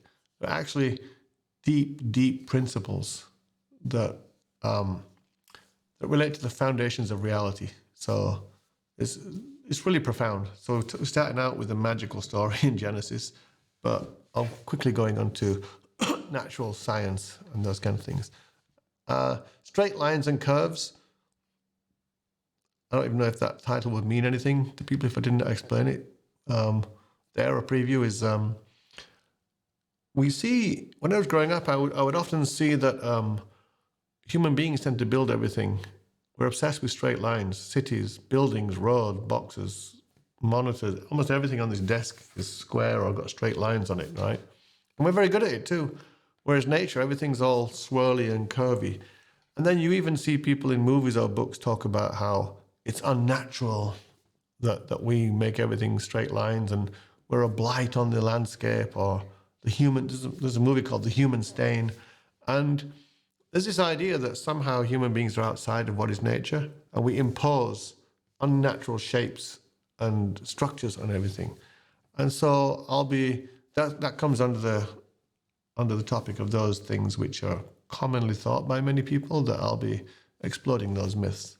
And I'll be going into a lot of deep detail about that, just based on the concept of straight lines and curves. For all these topics are not in order that I'm going to give them; they're just random on the Excel sheet. So what's this next one? Forming spiritual organs. Yeah, in our body we have organs, and they allow us to function as a entity. All the food you eat has poison in it, but your organs filters all that poison away and enables you to function as a body. Everything functions well. But spiritually, it's the same thing. And if you don't believe in God, you can think of it just as a conceptual thing about emotions. We have a vascular system where veins transport blood all around our body. And in the blood, it's not just blood, there's all sorts of hormones and chemicals that our body needs to shift around and send here or there. And sometimes what they do is they pass through the membrane walls of the veins and enter our body. And that's what they're supposed to do. But there are certain chemicals and drugs, as the body circulates around our body, it goes all the way around our body, into our lungs, around our brain. There are certain chemicals that cannot be allowed to pass through the membranes of our veins when the veins are passing through the brains, because if they get into the brain, they cause all sorts of havoc. So the brain, when the veins pass through our brain, they have a coating, a covering, to block that from happening. And I've noticed in a similar way, when we have emotions about things, emotions is like blood, it's like love, or it's like blood. So when we have emotions about something, I've done it again, I've now been staring at that camera. I need a light on the camera that comes on so I know which one's on. When we have strong emotions about something, I notice that I call it bleeding. Sometimes our emotions can bleed one into the other. Like somebody might have a big issue with their father. Their father wasn't very kind to them growing up. And then they get a job and they work in an office, and there's a guy who reminds them of their father. He hasn't done anything wrong at all, but just they treat him badly, and they have a bad attitude towards that person, right? So what they've done is they've had emotions about one area of their life, and they've just allowed it to bleed into another area, and then this anger that should have been also contained for the thing that was hurting them, it's contaminated something else, and it triggers systems, and then they start victimizing this other person because they think in their unconscious mind they're punishing this other person. So because they allowed all that bleeding, it all just becomes all mush. So as we grow up and we mature and we learn self-discipline and emotional discipline and mental discipline, we're really constructing ourselves, constructing the shape of all our, what I call, internal spiritual organs. So anyway, that's just I guess I've just given the whole talk there, haven't I? So, but there's more to it than that. So chaos and order, yeah, that's another interesting talk I'll give. Purification principle. How do things get purified? Whether it's petrochemicals, alcohol, food, or emotions. As I said, the same principles on the spiritual, the emotional side apply in the physical one, or vice versa, because they're all part of the same root cause. So I'll be talking about those. Visibility and invisibility, that's a fascinating one. There's actually no such thing as something being invisible. Things do not have an intrinsic quality of visibility or invisibility. So we're talking about that. Adam's rib, these are the Bible metaphor ones that I talked about. So let me just go back to small front face. So yeah, Adam's rib, I'll be explaining a scientific, what that says. It's basically a description of something scientific. The Star of David, the same. The menorah, these are Jewish symbols. The meaning of 666, that's a big one. People love that, don't they, from Book of Revelations. I'm still looking at the wrong camera now. People love the 666, the meaning of the devil. So I'll be giving a talk about what that really means. And this one, yeah, the title is a bit controversial. It's called The Beauty of Pain, Anxiety, and Depression. Basically, I'll be talking about how each of those things is a natural system within us that has a purpose. It might not feel good, so we hate it when we feel it, but it has some kind of purpose, even depression. I'm going to be adding one also called The Beauty of Anger, Aggression, and Violence. That sounds quite provocative. So again, same thing. So I'll be talking about more in detail the purpose of pain, the purpose of anxiety, the purpose of depression, as well as some tools about how to deal with them. Obviously, I'm not just going to be thinking, oh, that's a great system, it works psychologically, but they all have a psychological purpose. And there are some things in life that we need to fix indirectly, not directly. And so, for example, if you're sad, because you've had an argument with a friend, you don't fix it by taking a drug to stop being sad. You're going to fix the relationship with a friend, and indirectly, it causes the sadness to go away. Okay, pillars of self-realization.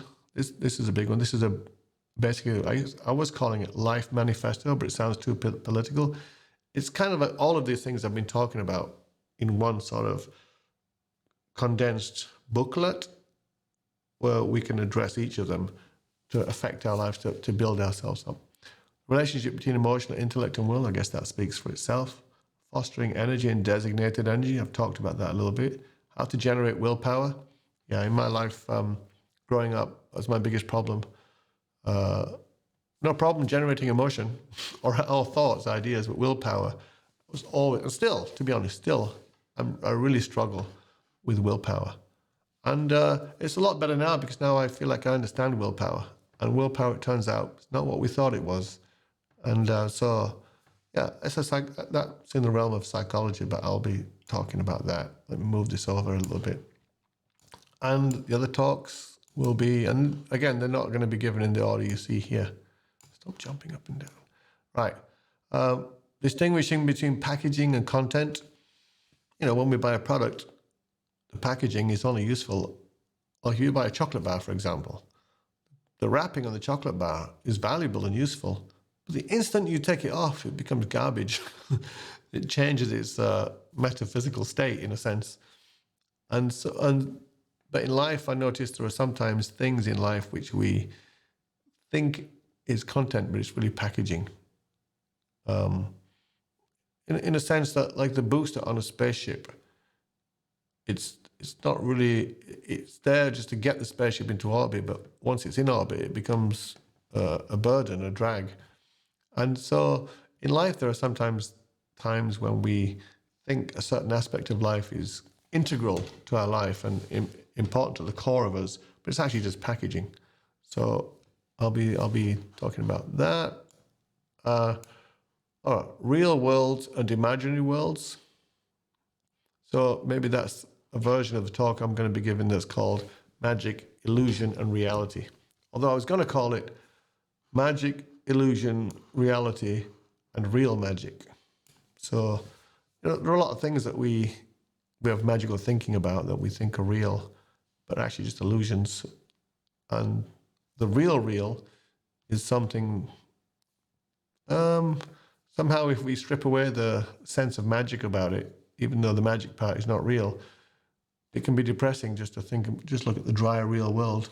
But there's a deeper magic behind the real world. So it's a question of learning how to see that. The movie Amadeus, one of my favorite movies, it has a really interesting correlation to the relationship between Lucifer and Adam and Eve in the Bible. So that's talk. How to pray. That sounds a bit arrogant, doesn't it? Telling people how to pray.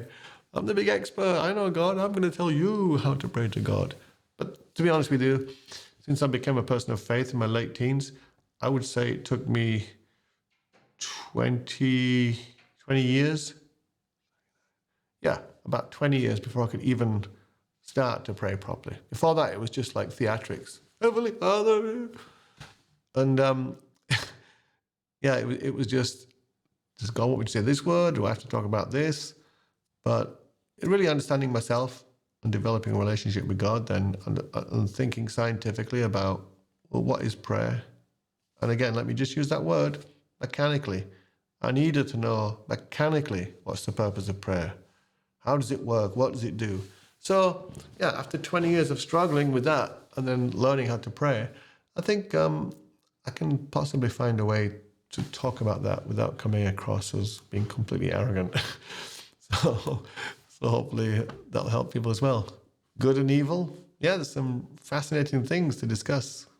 There's so many different opinions about what is evil. Is evil necessary so good can be good in contrast? Anyway, so that'll be a fundamentals talk about that. Oh, yeah, the internal and external aspects of truth. So truth and logic, it has kind of like two parts to it.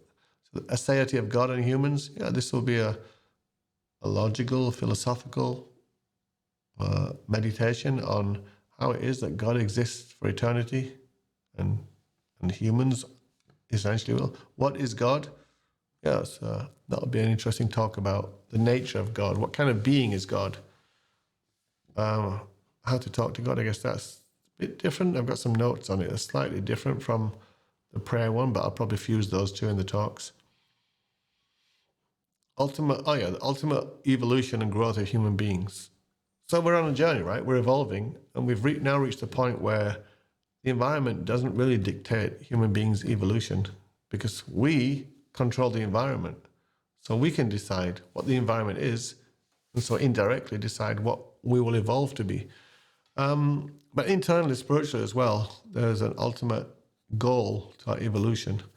And we're still on the journey, so I'll be talking about that. Do animals have souls and reincarnation? When I was younger, I used to think animals don't have souls, but that was just based on kind of like human arrogance, really. It was just based on the idea that I need something else to be less so I can feel special. But that's no way to that's no way to philosophically chart a course and find answers. So now I sort of do believe slightly in reincarnation and animals have souls, but it's more that, how can I say it? I think God used evolution to bring about our physical bodies. It took 12, 13 billion years to get there as well. And who knows how much preparation went into the pre-Big Bang phase. So God himself would take that long to create the human body through all the stages of evolution.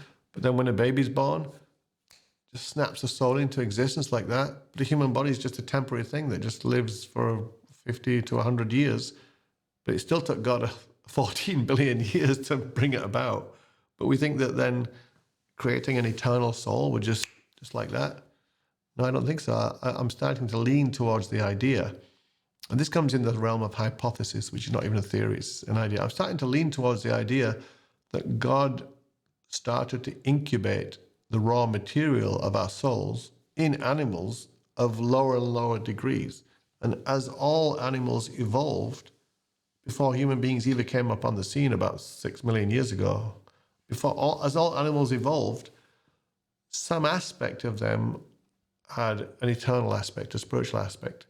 And when the animals died, some aspect of that was used in the next level of animal. It's not a completed, worked out theory.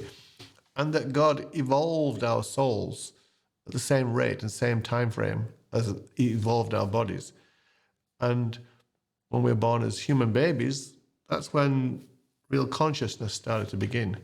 So anyway, that's the talk is along those lines. It's more exploration. It's not a fully thought out ideas. I'm leaning towards that idea. Oh yeah, this one. This is more religious, but yeah, again, this could definitely be used in for non-religious people. So the mechanics of repentance, forgiveness, reconciliation, and redemption. So in maybe Judaism or Islam, it's more a question of, I'm not sure if Muslims believe that they're God's slaves or just servant level, or if they actually believe God is a father and they're children. So I'm not that familiar with Islam. To be honest, I think Jews believe that God is a father and that the Jewish people are God's children. But Christians definitely believe that God is a parent and that we're his children. And so in Christianity, at least, there's the idea that if you've transgressed, you can repent, you can be forgiven, and that heals the breach, whether it's between us and God or between others. Interestingly, there's some advice from Jesus in the New Testament where Jesus tells somebody if they're on the way to the temple to pray, meaning they're on the way to spend time with God, and they remember that he says, if you remember your brother has something against you, then if you remember your brother has something against you, then first go and reconcile with him before you go to God. So that's quite interesting. Jesus didn't say prioritize God, put God first in your life in that particular situation, did he? And so there's a mechanics to everything, isn't there? If you do something wrong, or if your friend has done something wrong and it causes some kind of breach between you, there's a mechanics to how you fix that. You know, you could just sweep it under the rug and say, let's just act like it didn't happen because we want to get back to the convenience of being together. And I've noticed some couples do that, actually. They enjoy that state, a lovey-dovey state. And when there's a breach, they want to get back to that state as quick as possible, so they sweep it all under the rug, but those resentments just fester. So there's actually a mechanics of how to heal a breach, just like there is a mechanics in how to build a relationship. There's a mechanics of how to heal a breach. So the first stage is obviously if one or both have done something wrong, to feel bad about it and admit it to themselves and repent for it. And then the next stage is obviously saying sorry. And if you've done something really wrong, like smashed your friend's car up, paying for it to be fixed. And and this is going to be quite a deep talk. And if they can see, it's interesting, if people that you've hurt can see that you're truly sorry, they can forgive you so easily. But if you're insincerely sorry, you just want to get away from the punishment, or you want to just get their friendship back without fixing it, it's hard for them to let go. People don't actually have control over their resentment. The other person does. The other person can trigger it, and they're willing to just let it go a lot of the time. Not always.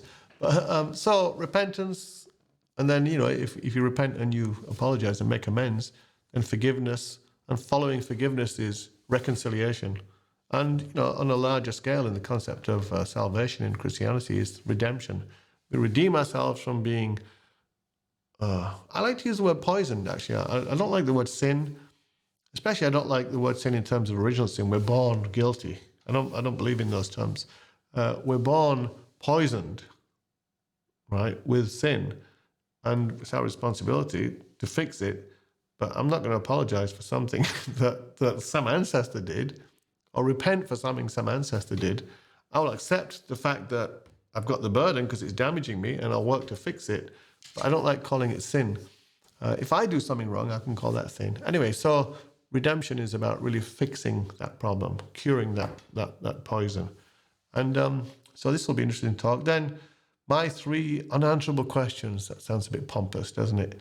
So it's just, there are some questions that, well, three in particular, that I just feel like maybe at this stage of our evolution, or it's not possible to answer, but they're interesting questions anyway.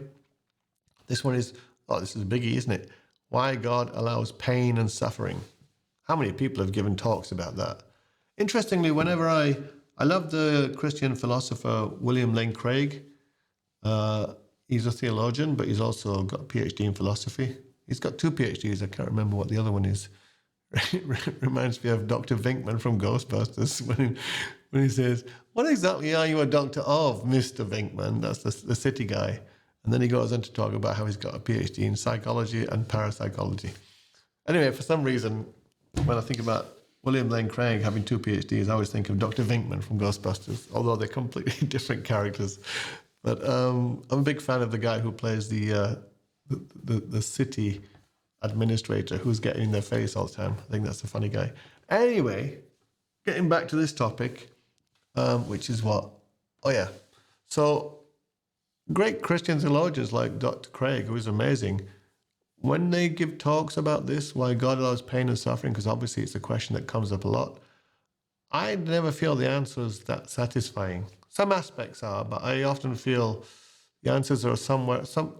If somebody says, well, you suffered horribly because you fell into a machine and it mangled you up and ripped your face off and tore your arms and legs off, but you survived. But as a result, you learned that God has experienced suffering, so it brought you closer to God. I'm sorry, but those explanations are not satisfying. It would be better not to get mangled up by the machine, right?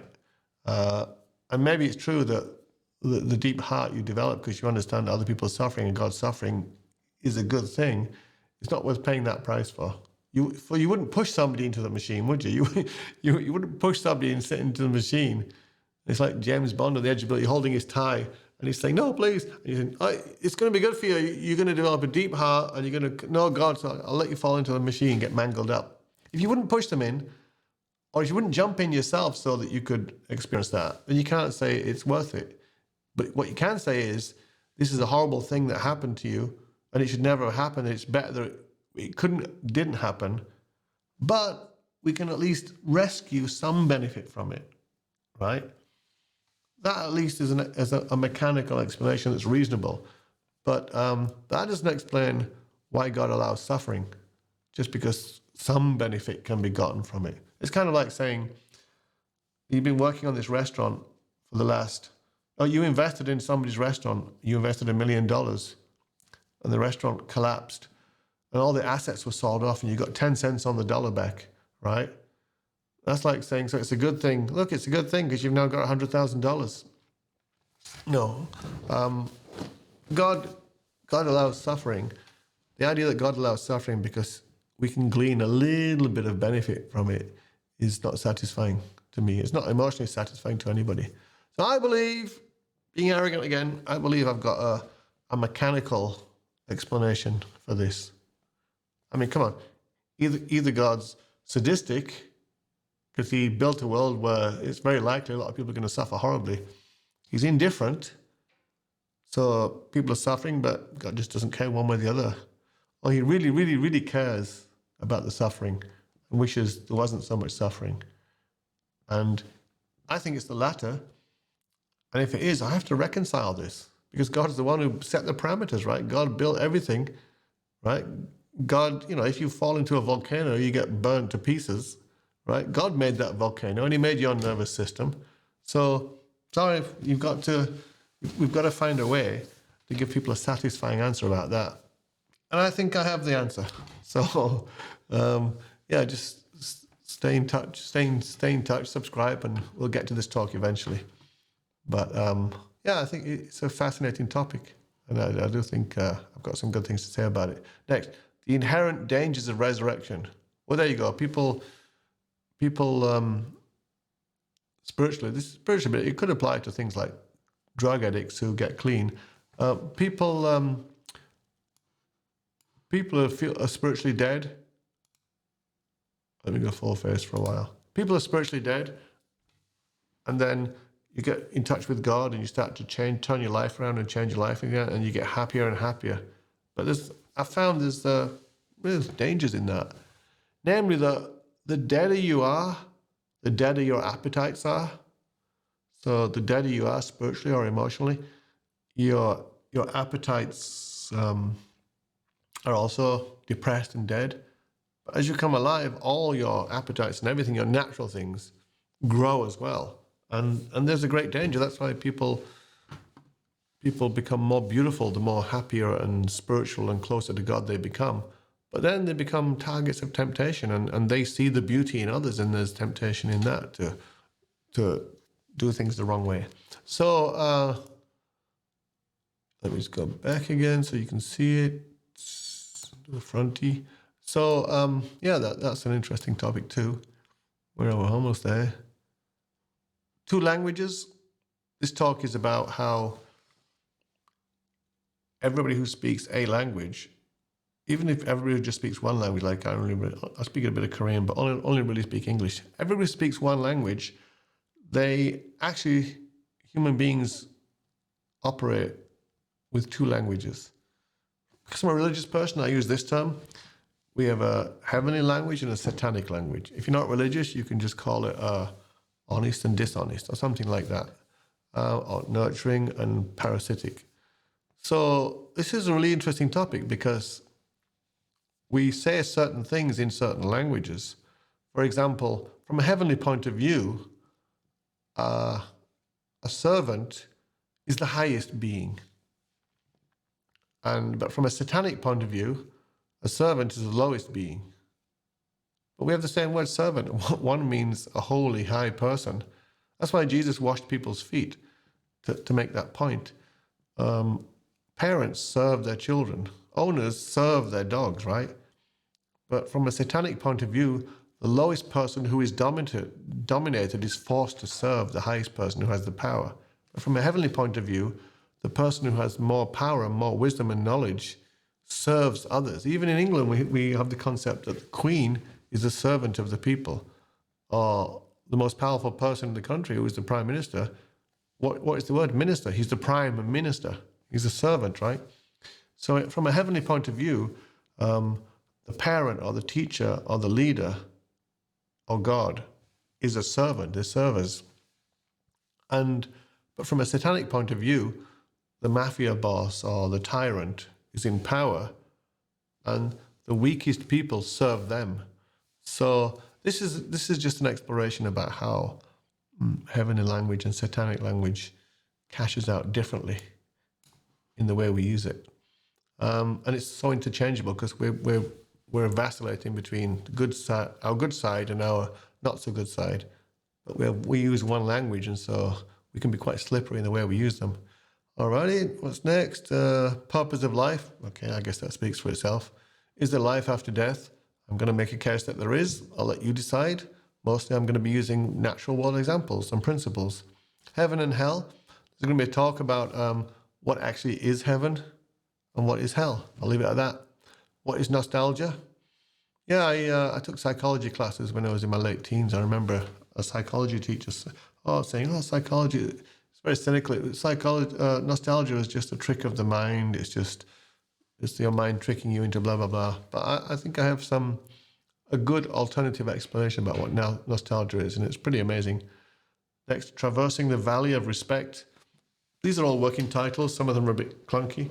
So this is talking a little bit how when little children grow up, they idolize their mother and father. They're like gods. They're like mini gods to them, right? They're definitely like giants. They think their parents can do everything. And then there's a certain stage where, this is similar to the magic illusion and reality. There's a certain stage where the magic fades away when they get into the angsty teen phases.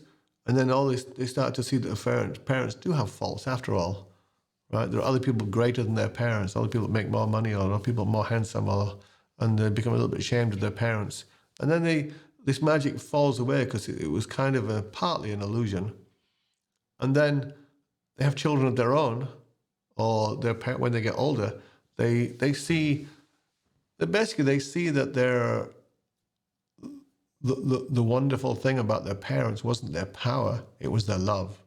When you're little children, you're in awe of your parents' power and ability and knowledge. Of course, children completely absorb their parents' love, but the reason they look up to them is often these ideas, more shallow ideas about parents' power. And then when they see the limitations to their parents' power, or even weaknesses within their parents, they sort of feel a bit deflated by it and look down on them. A bit like in the Bible when Noah saved all his family by building the ark for 120 years, however long it was in reality. And then he saved them all when everybody else drowned. And then he got blottoed afterwards, had a night out by himself, and was lying naked inside the tent. And his children were ashamed of him, right? They should have been in awe of him. Anyway, so then children later they hit that valley in their teens and late teens where they don't respect their parents, and then they find deeper wisdom where they realize, my parents are great, not because they were powerful, but because they loved me even when they were suffering and they didn't have power. That makes them more great. Similar to, we experience that in many things in life. Similar to the magic, illusion, reality, when we have this idea that something's magical, but then we learn the science behind it. Well, it's just scientific explanation, or we learn that actually often it's just an illusion. Like when people fall in love, it's kind of an illusion. It's just chemicals in their body making them bond so they can mate because they happen to be the right a good mix, and their bodies have decided that. And then that fades away, so the magic fades away, the illusion fades away, and then ideally they build a proper relationship in the meantime, and that becomes a real love, real spiritual love. So magic, illusion, reality, and magic again.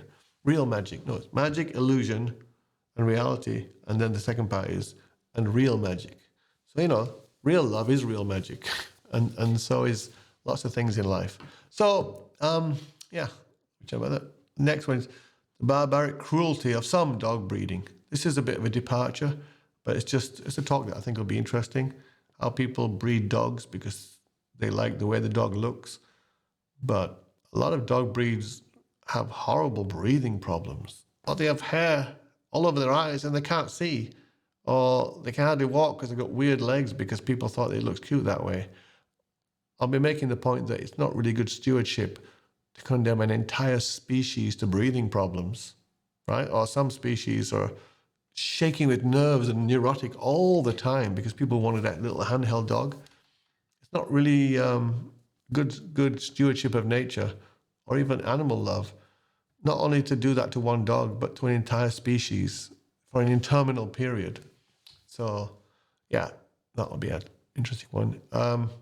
And this is the easy way to end graffiti. All right, I've developed a psychological profile of graffiti and a system to just end it, just like that. using technique instead of money. So that's an example of, instead of throwing money at it, making laws, throwing people in prison, just a certain approach to graffiti, it could bring it to an end just like that, I think. Or I could be talking complete nonsense and then somebody can tell me that.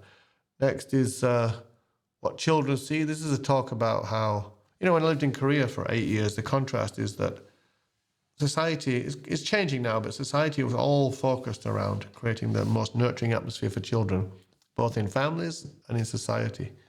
So they would think twice before they put overtly sexual or overtly super scary horror pictures on big posters everywhere. Because they know children have to see those, and it can really damage their psychology at a young age to see them. So I've been collecting pictures over the years of things that I think it's not wise for us to have on giant billboards where lots of little tiny kids have to look at them all the time. And yeah, the talk, difference in character and personality. So there's a few talks there, isn't there? And I've got some more. It won't be just me talking to the camera like this. Jump back to here. It won't be just me talking to the camera.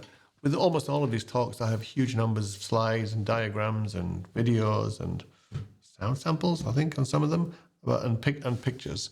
So it will be not just my ugly mug looking at the camera, but something to distract you as well. Some nice pictures, but relevant things I've been collecting over many years and that I think really illustrate the points I'm going to make.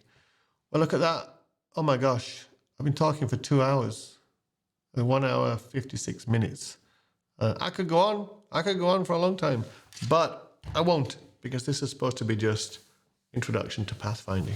So most talks, I think, maybe will be half an hour to an hour, some 90 minutes. But I don't know, because I've never really given most of them before, so we'll see how it goes. And then after I've given those talks, I'll chop them up and take certain segments and upload videos according to those segments.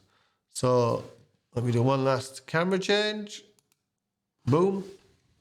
So I hope that went well. I hope it gave an idea of what's coming with pathfinding. As I said, I've got 50 or 60 talks. I'll probably add some more. And so I'll give them all. And the next talk on trees, tree structure and design, and how everything in the universe is based on tree structure, that talk will be called Pathfinding Season 0, Episode 1. And it won't be until I've gone through them all at least once, and then I start again, maybe in a year, that I can think to myself, yeah, I've got that presentation made up, and so I can call it episode 1. So I can call it season 1. So the first is more agile, organic development of these talks. As I give them, I'll be, if I've got a date to give them, I will be motivated to work on the presentation before and after. So the next talk will be on Tuesday at 7 p.m. UK time. I think it's a good day to do it and a good time to do it. Although earlier today, my neighbor had a washing machine that was shaking like crazy, so I'll just have to work through that. So thanks for watching. And if you're watching on either Facebook, YouTube, or Twitch, consider going to the other ones and subscribing or following or whatever it is they call it on each one. I live stream and it gets sent to all three at the same time: Facebook, YouTube, and Twitch. And with Facebook and Twitch, you can watch what they call the VODs, video on demand. You watch the video after the live stream is finished. And with YouTube, yeah, it's the same. Only I'll edit the titles a bit. I think on YouTube right now, streaming is just called testing. I guess I didn't figure out how to change the title on that. So yeah, I'll see you on Tuesday for the very first pathfinding talk. Thank you for watching, and see you soon.